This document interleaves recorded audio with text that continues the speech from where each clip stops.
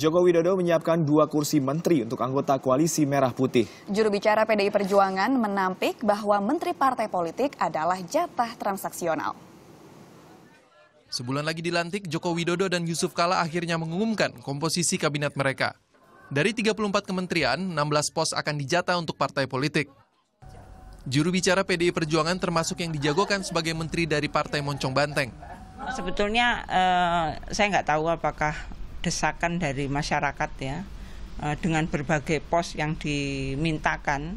Jadi saya diminta di KPPA, kemudian di Menkumham, kemudian kemarin relawan dari Hong Kong minta di Menaker Trans, relawan dari Jerman yang terakhir minta Mbak Boya Kemenlu. Saya juga sendiri bingung.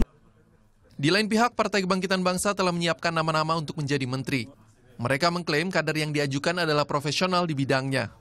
Kita menyiapkan sebanyak-banyaknya sesuai dengan kebutuhan yang diharapkan oleh Presiden, oleh pemerintah. Karena begini, sesuatu yang oleh Pak Ketua Umum kritik kemarin adalah dikotomi antara profesional dan partai politik itu sesungguhnya tidak baik untuk terus-menerus kita gelindingkan.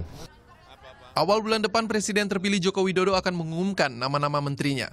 Jokowi berharap partai koalisi dapat membantu menyaring kader terbaik untuk menjadi kandidat. Sekarang ini tugasnya partai untuk menseleksi kader-kader profesional mereka yang bisa masuk ke dalam kabinet. Ya masukkan aja 100 nggak apa-apa atau 50 nggak apa-apa. Dalam menjalankan pemerintahannya, Jokowi JK akan dibantu 34 menteri. 18 menteri berasal dari profesional, 16 sisanya dari partai. PDI Perjuangan mendapat jatah paling banyak, disusul Nasdem, PKB, Hanura, dan PKPI. Setelah dibagi, masih tersisa jatah 2 kursi. Jatah tersebut diduga disediakan untuk anggota Koalisi Merah Putih yang mau menyeberang. Meski ada peluang untuk bergabung di pemerintahan, Partai Demokrat enggan menerima. Mereka berkukuh menjadi penyeimbang.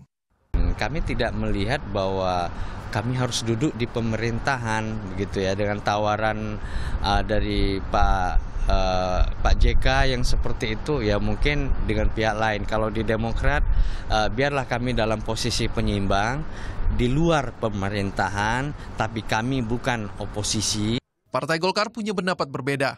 Tidak tertutup juga kemungkinan ada kader-kader terbaik dari partai politik anggota koalisi yang ditarik untuk duduk di pemerintahan. Senin lalu Jokowi JK telah mengumumkan arsitektur kabinetnya. Formasinya terdiri dari 18 kalangan profesional dan 16 kalangan profesional partai. Jokowi menggunakan matriks keterwakilan dalam menjaring menteri. Dalam hal ini, daerah asal, agama, serta organisasi calon menjadi aspek yang dipertimbangkan. Jokowi juga menganggap penting keterwakilan perempuan dalam kabinetnya. Tim Liputan melaporkan untuk NET.